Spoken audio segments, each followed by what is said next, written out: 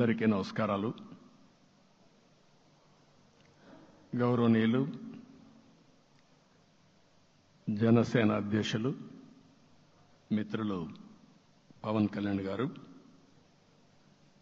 అదే సందర్భంలో బీజేపీ రాష్ట్ర పార్టీ అధ్యక్షురాలు పురంధేశ్వరి గారు, గౌరవనీయులు అచ్చెన్నాయుడు గారు, ఈ సమావేశానికి విచ్చేసినటువంటి నూతనంగా ఎంపికైనటువంటి ఎన్డీఏ ఎమ్మెల్యే అభ్యర్థులందరికీ పేరు పేరున మనస్ఫూర్తిగా నమస్కారాలు, అభినందనలు, శుభాభినందనలు. అందరూ కూడా మనస్ఫూర్తిగా కంగ్రాచులేషన్స్.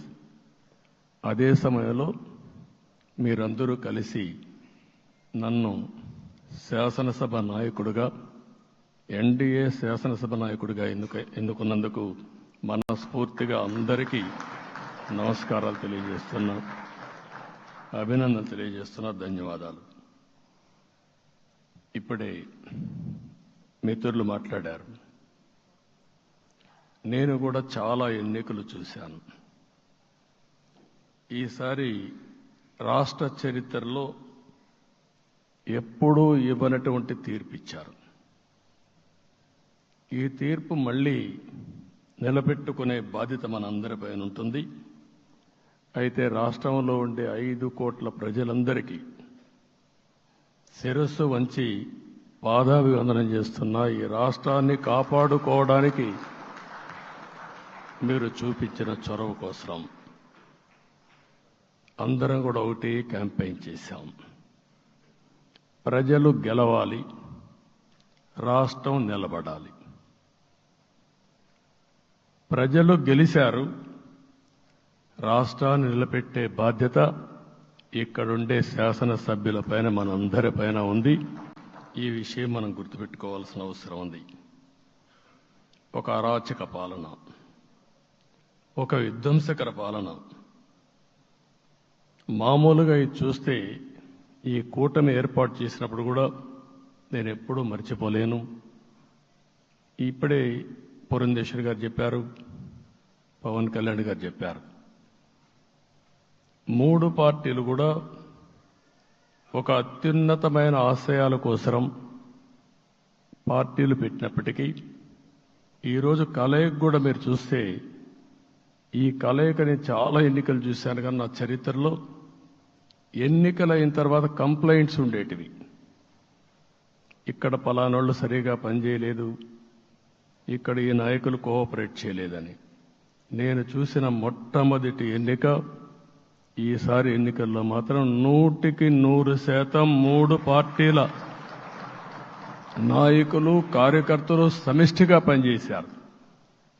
దానికి కారణం మనం ఒకసారి అన్వేషిస్తే, ప్రజలు మనోభావాలకు అనుగుణంగా మన కార్యకర్తలు కూడా ప్రవర్తించే పరిస్థితికి వచ్చారు.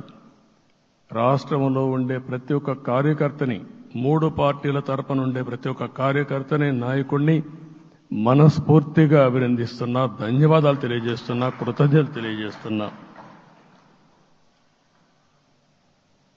మేము చాలా వేవ్స్ చూసాం. 94లో 1 సైడ్ ఎన్నికలు జరిగాయి. అప్పుడు కూడా ఇన్ని సీట్లు రాలా, ఇన్ని ఓట్లు రాలా. ఈరోజు మనం చూస్తే 175 సీట్లకు గాను 164 సీట్లు గెలిచాం. అంటే 11 సీట్లే ఓడిపోయాం. అంటే స్ట్రైకింగ్ రేట్ 93%. అంటే మామూలుగా 93% రావడం అనేది దేశ చరిత్రలోనే అరుదైన అనుభవం ఇది. అలాంటి అనుభవం ఇక్కడ చూపించారు. ఓటింగ్ కూడా 57% ఓట్లు వేశారు. మనకు 50% ఓట్లు వేస్తే ఎక్కువ అనుకుంటాం. అలాంటిది 57% ఆవరేజ్గా ఈ రాష్ట్ర ప్రజానీకం మనల్ని ఆశీర్వదించారంటే మనలో ఎంత బాధ్యత పెరిగిందో మనం ఒక్కసారి గుర్తుపెట్టుకోవాల్సిన అవసరం ఉంది. జిల్లాల వారీగా, పార్లమెంట్ల వారీగా విశ్లేషిస్తే శ్రీకాకుళం క్లీన్ స్వీప్, 7కు 7 గెలిచాం. విజయనగరం అన్నీ గెలిచాం. అరకు 2-3 ఎన్నికల్లో మనం గెలవకుండా ఈసారి ఎన్డీఏ అభ్యర్థులు చూస్తే 7కు 5 గెలిచాం. మన దురదృష్టం పార్లమెంటు పోయింది. అక్కడి నుంచి వైజాగ్ 7కు 7 గెలిచాం. అనకాపల్లి 7కు 7 గెలిచాం. దెన్ తూర్పుగోదావరి, కాకినాడ, అమలాపురం, రాజమండ్రి, నరసాపురం, పక్కన వస్తే ఏలూరు, మచిలీపట్నం, కృష్ణా, గుంటూరు, నరసరావుపేట, బాపట్ల అన్స్టాపబుల్ 7కు 7 గెలిచాం. అక్కడి నుంచి ఒక్క ఒంగోలులో బ్రేక్ పడింది, ఒక 2 సీట్లు పోయినాయి. అక్కడి నుంచి నెల్లూరు 7కు 7 గెలిచాం. తిరుపతి 7కు 7 గెలిచాం. కానీ దురదృష్టం పార్లమెంటు పోగొట్టుకున్నాం. చిత్తూరు ఎప్పుడు ఇన్ని సీట్లు గెలవాలి, 7కు 7 గెలిచాం. అక్కడి నుంచి రాజంపేటలో 7కు 4 గెలిచాం. 3 సీట్లు పోగొట్టుకున్నాం, పార్లమెంటు పోయింది. అక్కడి నుంచి మీరు చూస్తే చరిత్రలో ఎప్పుడూ గెలవని విధంగా కడపలో 7కు 5 గెలిచాం మనం. ఆ తర్వాత అనంతపురకు వస్తే క్లీన్ స్వీప్ 7కు 7 గెలిచాం. హిందూపూర్లో 7కు 7 గెలిచాం. నంద్యాల ఎప్పుడూ ఊహించని విధంగా 7కు 7 గెలిచాం. ఆ తర్వాత కర్నూలుకు వస్తే 7కు 5 గెలిచాం. నేను ఈ 11 మందిని కూడా అదే మారిగా జనసేన మిత్రులు పవన్ కళ్యాణ్ గారు 21 సీట్లు తీసుకొని 21 గెలిచాడు.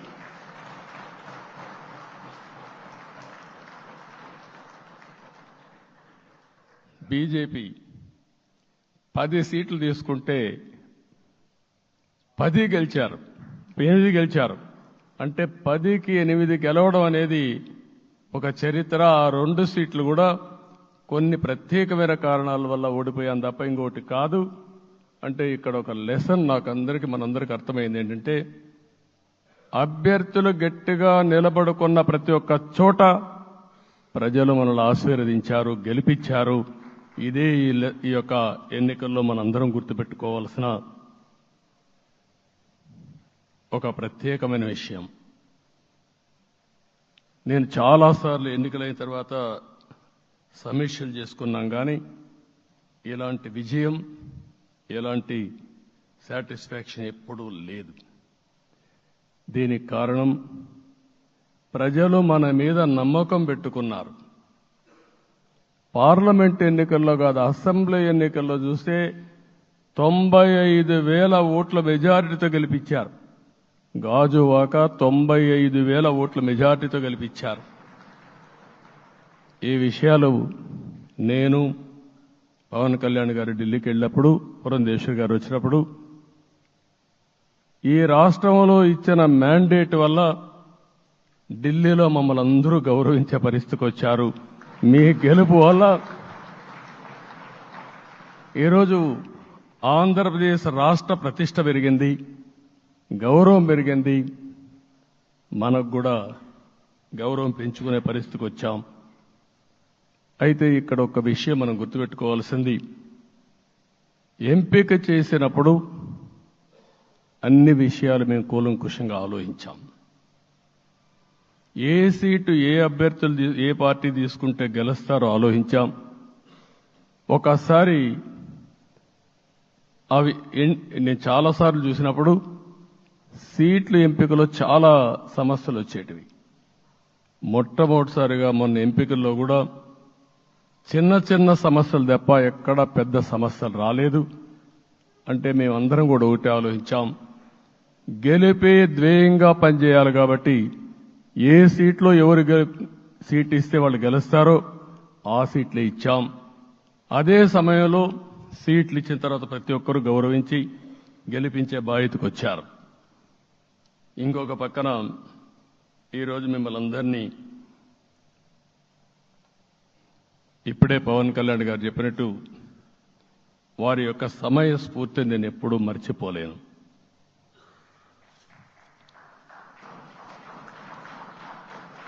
మొట్టమొదటిసారిగా నేను జైల్లో ఉన్నప్పుడు వచ్చాడు. వచ్చినప్పుడు నన్ను పరామర్శించాడు. బయట వచ్చి ఈ రాష్ట్రం అంత మునుపు చెప్పినా అంత మునుపు అనేక సందర్భాల్లో ప్రభుత్వ వ్యతిరేక ఓటు చీలకూడదని చెప్పారు. కానీ నన్ను చూసి బయటికి వెళ్ళిన తర్వాత ఈరోజు తెలుగుదేశం జనసేన పొత్తు పెట్టుకుంటున్నామని చెప్పిన మొదటి వ్యక్తి పవన్ కళ్యాణ్ గారు. అప్పటికే బీజేపీతో పొత్తుంది. అయితే ఒక మాట చెప్పాడు, బీజేపీతో పొత్తుంది, బీజేపీ తెలుగుదేశం జనసేన 3 పార్టీలు కలిసి పోటీ చేస్తామని కూడా చెప్పి మళ్ళీ ఆ ప్రయత్నం చేసి కడాన రాష్ట్ర ప్రయోజనాల దృష్ట్యా బీజేపీ తెలుగుదేశం జనసేన పొత్తు పెట్టుకున్నాం. మనస్ఫూర్తిగా ఆయన అభినందిస్తున్నా. ఆ రోజటి నుంచి ఎలాంటి పొరపక్షాలు లేకుండా కలిసి పనిచేశారు. మాకు కొన్ని అనుమానాలు ఉండేటివి. ఓటు ట్రాన్స్ఫర్ అవుతుందా లేదా, ఓటు ట్రాన్స్ఫర్ కాకపోతే ఎక్కడన్నా సీట్లు నష్టపోతామని. అందుకే మీరు ఒకసారి చూస్తే ఎన్నికలు మొత్తం సెట్ అయింది, నామినేషన్స్ వేసాం, ముందుకెళ్ళాం.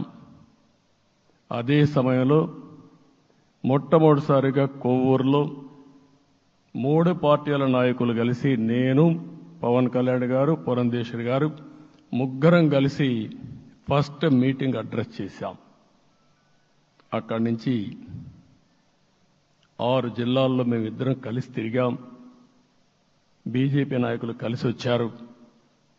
ఆ తర్వాత మొట్టమొదటిసారిగా అమిత్ షా గారు ఏదైతే అనంతపూర్లో ధర్మవరం కాన్స్టిట్యున్సీకి వచ్చారు. నేను మొన్న నేషనల్ మీటింగ్లో కూడా చెప్పాను. ఆయన వచ్చినప్పుడు చాలా స్పష్టంగా ఎందుకు మేము పొత్తు పెట్టుకున్నామనే విషయాలు చెప్తూ ఈ ప్రభుత్వ అవినీతిని ఎండగట్టారు, సూటిగా మాట్లాడారు. ఆ ఒక్క మీటింగ్తో రాష్ట్రం మొత్తం ఒక నమ్మకం వచ్చింది. బీజేపీ కూడా పూర్తిగా ఈ కూటమిని సపోర్ట్ చేస్తున్నారనే కాకుండా ఈ రాష్ట్రానికి ఏ అవసరం ఉందో చెప్పగలిగారు. అది అయిన తర్వాత ప్రధానమంత్రి గారు వచ్చారు.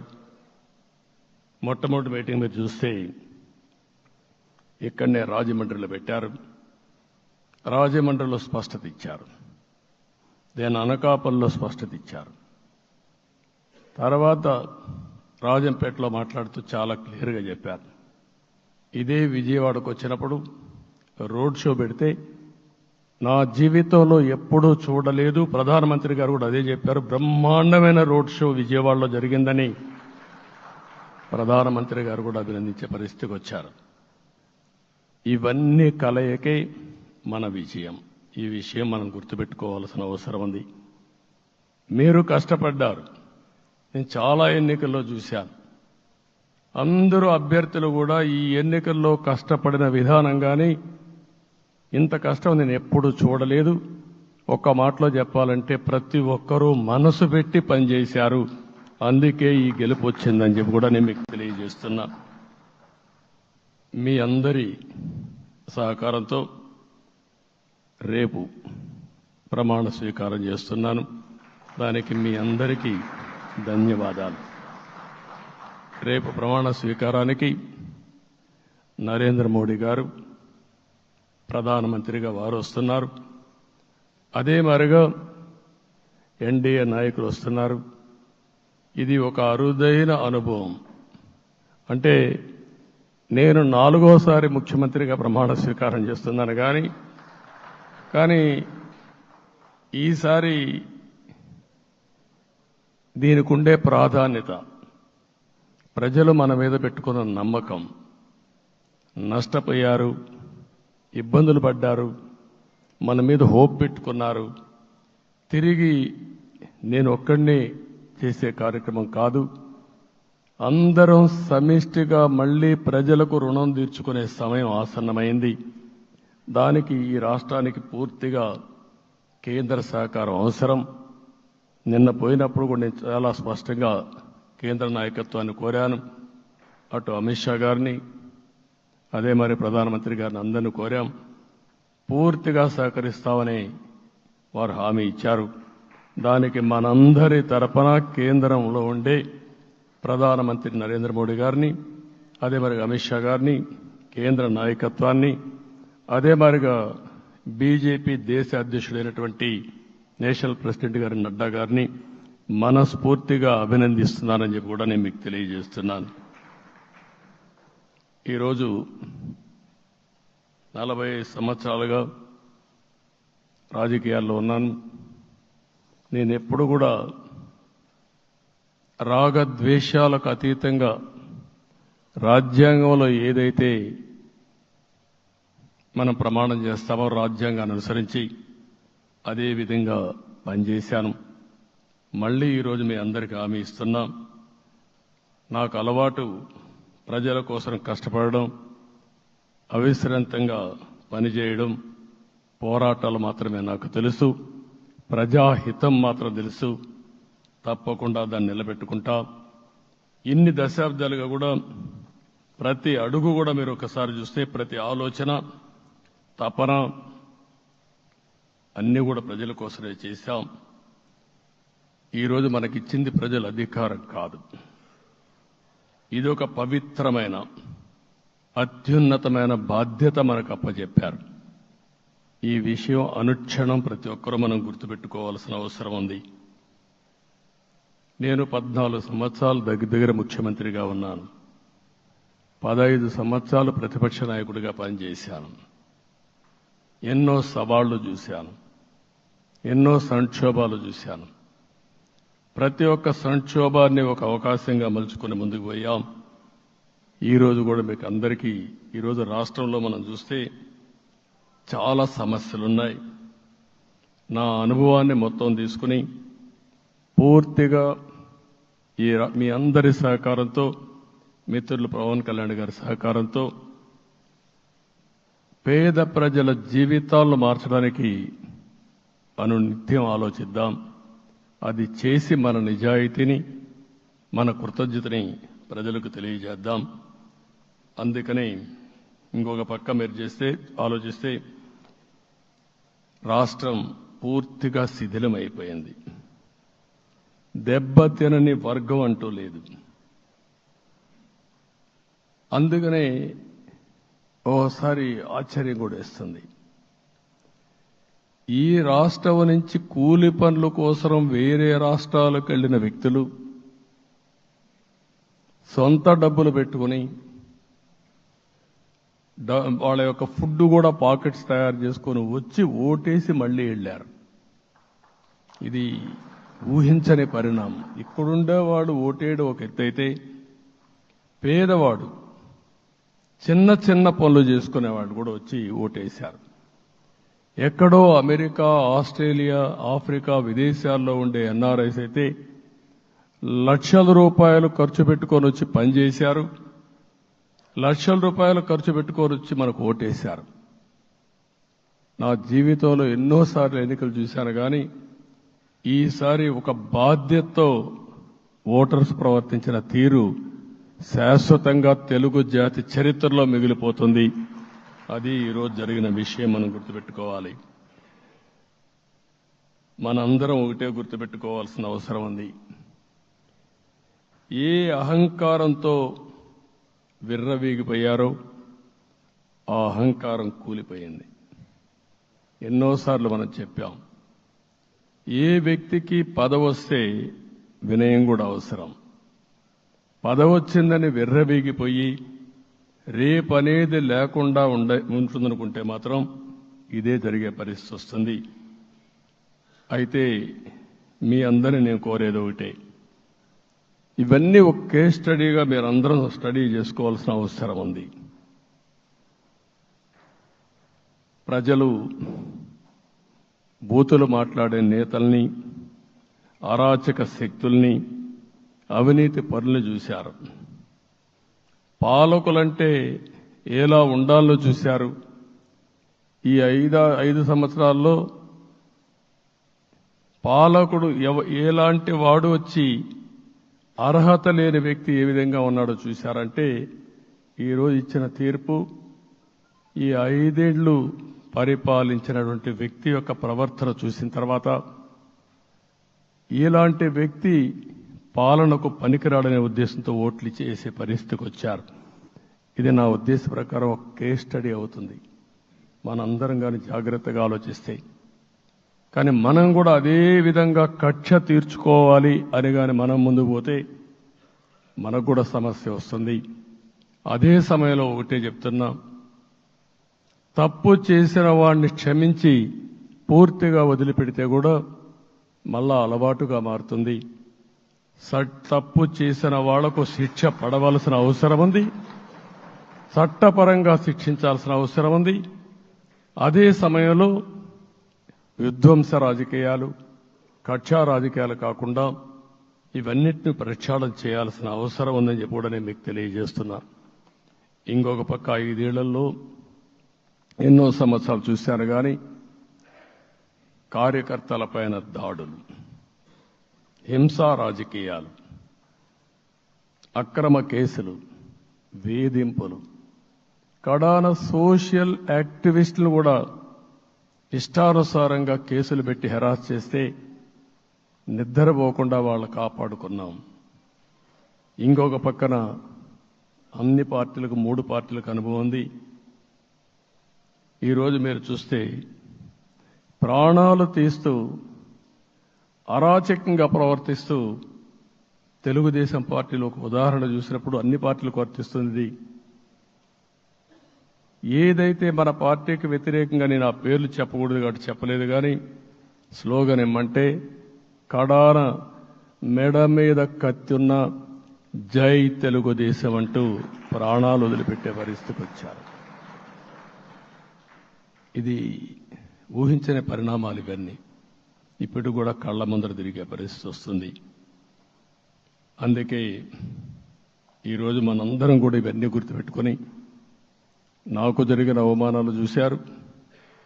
నేను అందుకే మా కుటుంబానికి జరిగిన అవమానంతో నేను కూడా భరించలేక బయట వచ్చినప్పుడు ఒకటే శపథం చేసి వచ్చాను. ఆ శపథం, ఇది గౌరవ సభ కాదు, ఇది కౌరవ సభ.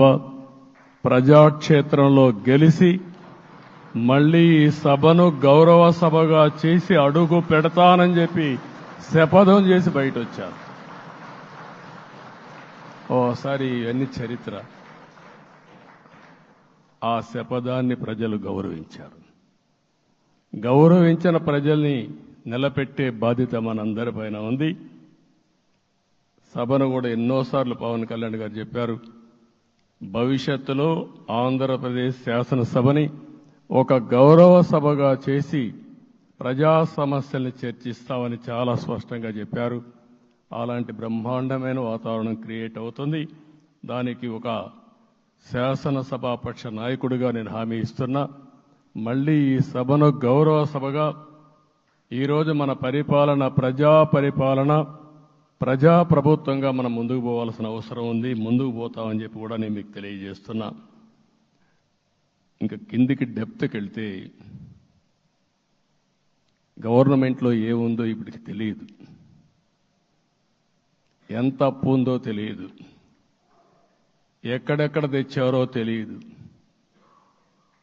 ఇవన్నీ కూడా డెప్త్కి వెళ్ళినప్పుడు ఎన్ని లక్షల కోట్ల అప్పు ఉంది, ఏదేది తాకట్టు పెట్టారు, ఆర్థిక వ్యవస్థ ఏ విధంగా చిన్నాభిన్నం అయిపోయింది, ఇవన్నీ కూడా అధ్యయనం చేసుకోవాల్సిన అవసరం ఉంది. ఇరిగేషన్ రంగాన్ని పూర్తిగా నిర్వీర్యం చేశారు. రాష్ట్రానికి అతి ముఖ్యమైన ప్రాజెక్టు పోలవరం. కేంద్రం క్లియర్గా పోలవరానికి సహకరించారు. నాకు ఇప్పుడు కూడా జ్ఞాపకం ఉంది, 2014 కంటే ముందు నేను ముఖ్యమంత్రి అయ్యాను, ఎంపికయ్యాను, ఢిల్లీకి వెళ్ళాను, ఢిల్లీకి వెళ్ళినప్పుడు 7 మండలాలు తెలంగాణలో ఉన్నాయి. పోలవరం ముంపుకు గురి అయ్యే 7 మండలాలు తెలంగాణలో ఉన్నాయి. ఆ 7 మండలాలు అక్కడుంటే జూన్ 2వ తారీఖున నోటిఫికేషన్ వస్తే ఆ తర్వాత తెలంగాణ అనుమతి ఉంటే తప్ప, పునరావాసానికి ఒప్పుకుంటే తప్ప మనం పోలవరం కట్టే పరిస్థితి లేదు. ఆ రోజు రాజ్నాథ్ సింగ్ గారు పార్టీ అధ్యక్షుడు. అదే మాదిరిగా ఆ రోజు వెంకయ్య నాయుడు గారు కూడా యాక్టివ్గా ఉన్నారు. నేను ఒకటే కోరాను, ప్రజలు నన్ను ఎంపిక చేసుకున్నారు, ఇక్కడ మనం ఎన్డీఏ వచ్చింది, ఈ ప్రాజెక్టు పూర్తి కావాలంటే ఆ 7 మండలాలు ఆంధ్రప్రదేశ్ రాష్ట్రానికి ఇస్తే తప్ప పూర్తి కాదు. మీరు 7 మండలాలు ఇవ్వకపోతే నేను ప్రమాణ స్వీకారం చేయను, నాకు ఈ పదవి వద్దని ఆ రోజు చాలా స్పష్టంగా చెప్పాను. ఇది ఎప్పుడు కూడా చరిత్రలో ఎప్పుడు జరగని విషయం. ఆ రోజు ప్రధానమంత్రి గారు నరేంద్ర మోడీ గారు ఇవన్నీ ఆలోచించి ఫస్ట్ క్యాబినెట్ మీటింగ్లో పెట్టి ఒక ఆర్డినెన్స్ ఇచ్చి ఆ 7 మండలాలు ఆంధ్రప్రదేశ్కి ఇచ్చి తర్వాత పార్లమెంట్ సమావేశాలు పెట్టుకున్నారంటే అది ఒక చరిత్ర. అంటే ఆ రోజు కానీ కేంద్రంగాన 7 మండలాలు ఇవ్వకపోయుంటే పోలవరం ప్రాజెక్టు ప్రారంభమయ్యేది కాదు. అన్ని కష్టాలు పడి మళ్లీ డబ్బులన్నీ కోర్టులో ఉండే కేసులన్నీ విత్డ్రా చేయించి అన్నీ చేయించాం.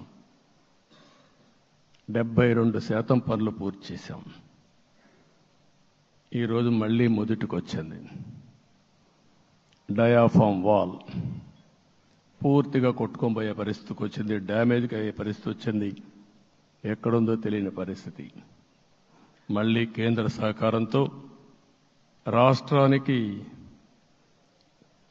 అతి ముఖ్యమైన ప్రాజెక్టు పోలవరం, దీన్ని పూర్తి చేసే బాధ్యత, దీన్ని పూర్తి చేసి నదుల అనుసంధానం చేసి మన అందరం ప్రతి ఒక్క ఎకరాకు నీళ్లు ఇవ్వగలిగితే దానికంటే బ్రహ్మాండమైన కార్యక్రమం ఏమీ ఉండదు.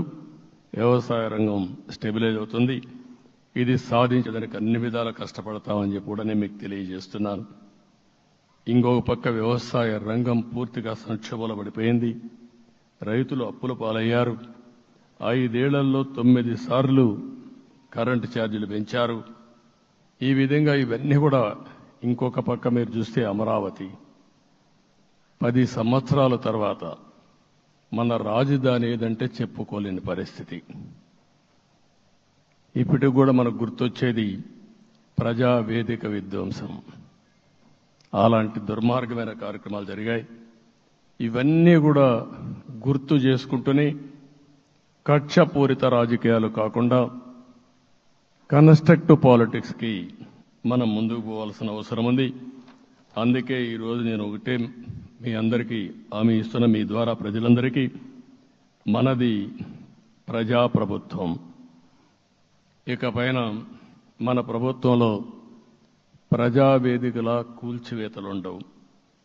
3 రాజధానులంటూ రాష్ట్ర భవిష్యత్తు ఆటలాడే పరిస్థితి ఉండదు. మన రాజధాని అమరావతి, అమరావతి రాజధాని. విశాఖపట్నం ఆర్థిక రాజధానిగా, ఒక ప్రత్యేకమైన సిటీగా, ఆధునికమైన నగరంగా తయారు చేసుకుందాం. దాన్ని ఎప్పుడు కూడా నేను కంబైన్డ్ ఆంధ్రప్రదేశ్ కూడా గుర్తుపెట్టుకున్నాను. విశాఖపట్నం అటు జనసేనకు, తెలుగుదేశానికి, బీజేపీకి ముగ్గురు కూడా చాలా ముఖ్యమైన నగరం ఇది. ఎందుకు నేను ఈ మాట అంటున్నానంటే, లాస్ట్ ఎలక్షన్లో 2014లో హరిబాబు అక్కడ ఎంపీగా గెలిచారు. తర్వాత విడిపోయిన తర్వాత 2014లో మళ్ళీ మనం పోటీ చేసినప్పుడు చేశాం. 2019లో 4 అసెంబ్లీ సీట్లు గెలిపించిన ఏకైక నగరం విశాఖపట్నం తెలుగుదేశం పార్టీకి. అదే మాదిరిగా ప్రజల్లో గణనీయమైనటువంటి అభిమానం జనసేన అధినేత పవన్ కళ్యాణ్ గారి పైన ఉంది. ఈ 3 కలిపి నిన్న ఒక సునామీ మారిగా వచ్చింది. అక్కడ ఒక్కొక్క సీట్లో మీరు చూస్తే 90,000, 90,000, 70,000, 80,000 మెజారిటీతో గెలిపించారంటే ఆనాటి ముఖ్యమంత్రి విశాఖపట్నాన్ని రాజధానిగా చేస్తాను, ఎన్నికలు అవుతానే అక్కడే ప్రమాణ స్వీకారం చేస్తానంటే నువ్వు రావద్దు అని ప్రజా తీర్పిచ్చిన రాజధాని నగరం విశాఖ నగరం. అంటే ఎలాంటి టెంప్టేషన్ కూడా లొంగలేదు వాళ్ళు. ఇది ఒక అనుభూతి. విశాఖపట్నాన్ని మర్చిపోయే సమస్య లేదు. తగిన గుర్తింపు ఇస్తాం, అభివృద్ధి చేస్తాం. ఇంకొక పక్క కర్నూలుని కూడా ఇదే మాదిరిగా చెప్పి కర్నూలుని జ్యుడిషియల్ క్యాపిటల్గా చేస్తామని కడాన ఏమీ చేయకుండా వదిలిపెట్టినటువంటి వ్యక్తి. ఈరోజు మీరు ఒక్కసారి గుర్తుపెట్టుకోవాల్సింది, నేను చాలా ఎన్నికలు చూశాను కానీ రాయలసీమలో వన్ సైడ్ ఎన్నికలు జరిగాయి. బ్రహ్మాండంగా ఓట్లేశారు. ఓట్లేయడమే కాదు, ఊహించినటువంటి మెజార్టీస్ ఇచ్చారు. ఇది నేను కొంచెం భయపడ్డాను బిగినింగ్లో, కానీ ఊపు చూసిన తర్వాత మాత్రం అనిపించింది అందరూ ఎక్స్పెక్ట్ చేశారు రాయలసీమలో కొంచెం ఇబ్బంది ఉంటుందని. అలాంటి రాయలసీమ తిరుగుబాటు చేసే పరిస్థితికి వచ్చింది. దానికి కూడా మనందరి మీద బాధ్యత ఉంది. కర్నూలుని అన్ని విధాల అభివృద్ధి చేసే బాధ్యత Telugu Desam party, Janasena, BJP, NDA కూటమి తీసుకుంటామని కూడా హామీ ఇస్తున్నాను. ఈ 3 సిటీలే కాకుండా మొత్తం అన్ని జిల్లాల్ని సమభావంతో ఆలోచించి మనం ముందుకెళ్దాం. ఇంకొక పక్క మనలో ఏ కోశాన కూడా అహంకారం ఉండకూడదు, అరాచకం అనేది ఎక్కడా కనిపించకూడదు. ఈ రాష్ట్రంలో అశాంతికి చోటు అనేది లేకుండా ముందుకు పోవాల్సిన అవసరం ఉంది. రాష్ట్ర ప్రజలందరికీ హామీ ఇస్తున్నా, సీఎం వస్తున్నాడంటే చెట్లు కొట్టేయడం, లేకపోతే రోడ్లు మూసేయడం, షాపులు బంద్ చేయడం, పరదాలు కట్టుకోవడం అవన్నీ ఉండవు. సీఎం కూడా ఒక మామూలు మనిషిగానే వస్తా, అందరితో కలిసి ఉంటాం. నేను సీఎంగా ఉన్నా, మా మిత్రుడు పవన్ కళ్యాణ్ గారు ఏ హోదాలో ఉన్నది కూడా రేపు అనౌన్స్ చేసుకుంటాం. మేమందరం కూడా సామాన్యమైన వ్యక్తులుగానే వస్తాం మీ దగ్గరికి, మీలో ఒక వ్యక్తిగా ఉంటాం. మాకు హోదా సేవ కోసరం తప్ప పెత్తనం కోసరం కాదు. ఆ విషయం ప్రజలందరికీ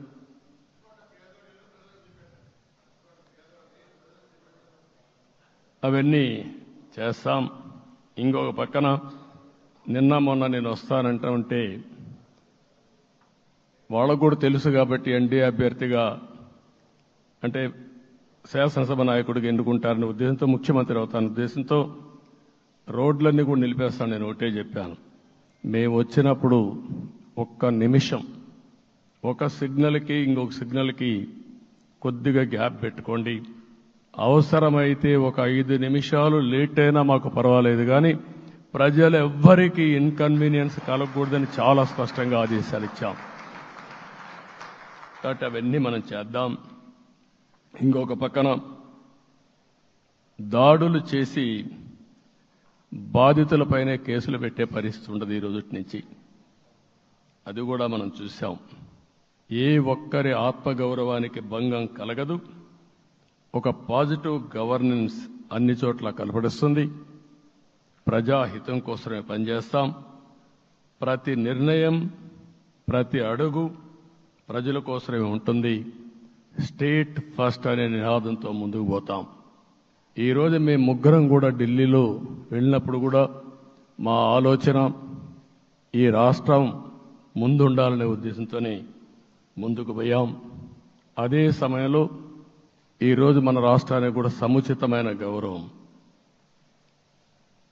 3 మంత్రులు కేంద్రంలో మన వాళ్ళు ఉండే పరిస్థితికి వచ్చారు.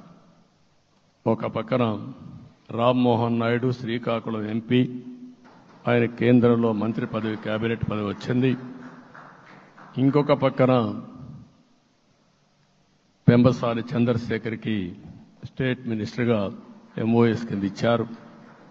మూడోది కూడా ఒక సామాన్యమైన కార్యకర్త Srinivasa Varma, Narasapur MP, BJP MP, ఈరోజు కేంద్రంలో మంత్రి స్థానం వచ్చింది. ఓసారి బీజేపీలో కూడా ఇది ఒక ప్రత్యేకత. ఆయన ఎంపీ ఇచ్చినప్పుడు నాకే ఆశ్చర్యం వేసింది. ఒక మామూలు వ్యక్తి ఎంపీ ఇచ్చారు. అప్పుడు ఆలోచించినప్పుడు నేను ఫస్ట్ మీటింగ్ పోతే వచ్చాడు. వచ్చినప్పుడు నేను ఎంక్వైరీ చేస్తే ఆయన స్ట్రాంగ్గా పార్టీ కోసం పనిచేశాడు. ఒక పార్టీ కార్యకర్తను గుర్తించిన పార్టీ భారతీయ జనతా పార్టీ. అది కూడా తెలుగుదేశంలో కూడా చేస్తున్నాం, జనసేనలో కూడా చేస్తున్నాం. వారి యొక్క ప్రత్యేకత. ఈరోజు నిన్న కూడా మనం అందరం చూస్తే మోదీ గారు మొన్నే మీటింగ్ అయినప్పుడు చూశాం, ఆయన స్పీచ్ను కూడా చూశాం. నేను కూడా చాలా స్పష్టంగా చెప్పాను, 10 సంవత్సరాల మోడీ గారి పరిపాలన దేశ ప్రతిష్ట పెంచింది. ప్రపంచంలోనే భారతీయులకు గుర్తింపు వచ్చింది. 11వ స్థానంలో ఉన్న ఆర్థిక వ్యవస్థ ఈరోజు 5వ స్థానానికి తీసుకొచ్చారు. ఇంకొక పక్కన ఎన్డీఏ 3.0 ఈ పరిపాలన 5 ఏళ్లలో 5వ స్థానం నుంచి 3వ ఆర్థిక అతిపెద్ద దేశంగా భారతదేశం ఎమర్జ్ కాబోతుంది. ఇది మన దేశానికి గర్వకారణం. ఇంకొక పక్కన ఆయన కల వికసిత్ భారత్ 2047, మనందరి కల వికసిత్ ఆంధ్రప్రదేశ్. ఇది మనందరం ఒక కలగా పెట్టుకొని ముందుకు పోవాల్సిన అవసరం ఉంది. అదే సమయంలో మనందరి ఆలోచన పేదరికం లేని సమాజం, zero poverty nation, zero poverty state, zero poverty నియోజకవర్గం.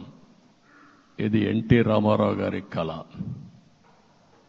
ఆయన చాలాసార్లు నేను మొన్న కూడా చెప్పాను, ఒకప్పుడు కమ్యూనిజం, క్యాపిటలిజం, సోషలిజం ఇది ఆర్థిక సంస్కరణ రాని ముందు ప్రతి ఒక్కరిని అడిగే విధానం.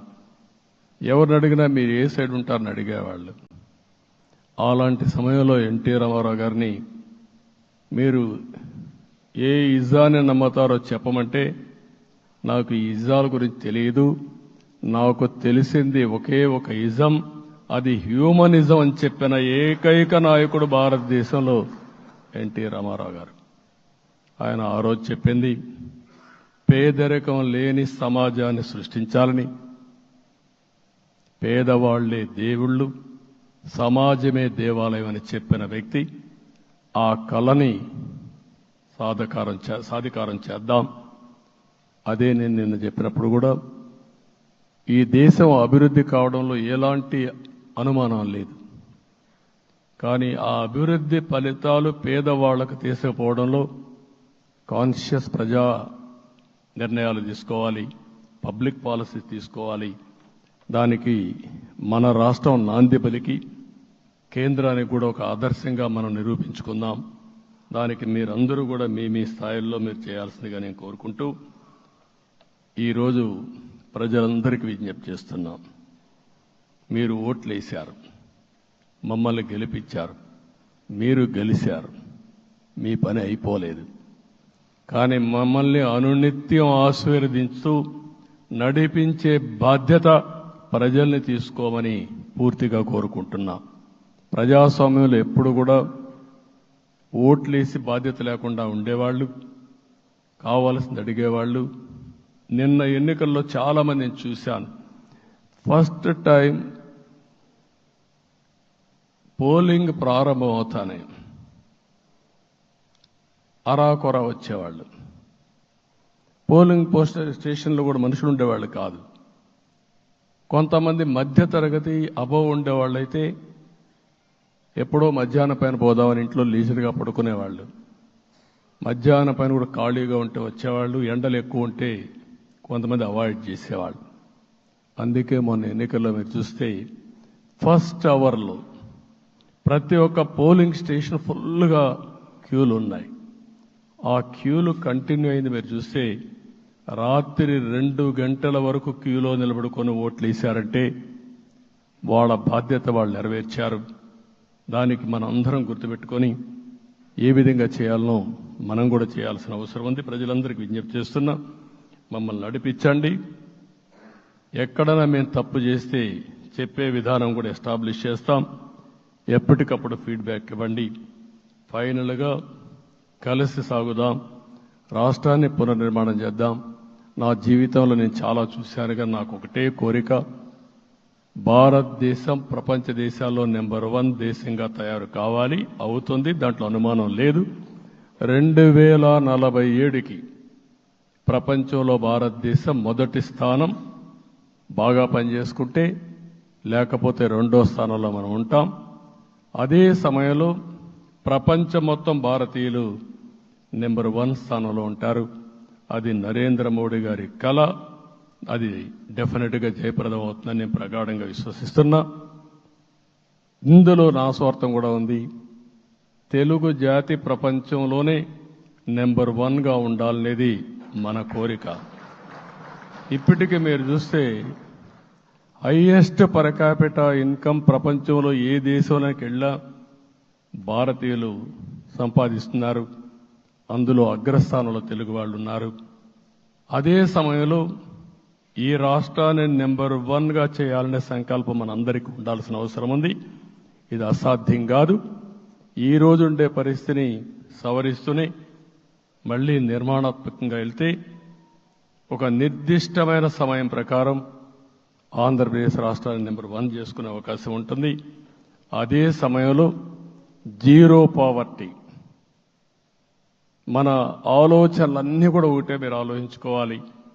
ఎవరైతే పేదవాళ్ళు ఉన్నారో, పేదవాళ్ళలో నిరుపేదలు ఉన్నారో దానిపైన దృష్టి పెట్టాలి. దీనికి కూడా ఒక కార్యక్రమాన్ని మనం తీసుకుంటా అని చెప్పి తెలియజేసుకుంటూ, మరొకసారి ఇది ఒక అరుదైన అనుభవం. నా జీవితంలో మరిచిపోలేనటువంటి ఘట్టం. దీనికి మిమ్మల్ని అందరినీ ఎన్డీఏ అభ్యర్థిగా ముఖ్యమంత్రిగా నన్ను ఎంపిక చేసిన ఎన్డీఏ ఎమ్మెల్యేలందరినీ పేరు పేరున మనస్ఫూర్తిగా అభినందిస్తూ, మరొకసారి బాధ్యత ఈ రోజు నుంచి ఇంకా ఎక్కువైంది.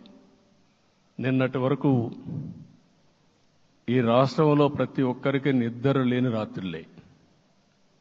నా ఒక్కడికే కాదు.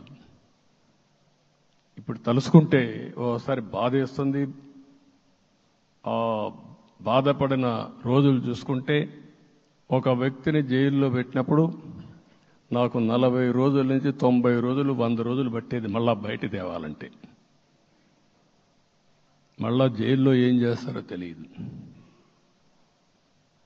అక్కడి నుంచి ఇంకా ప్రెషర్ మౌంటప్ చేసుకుంటూ వచ్చాం.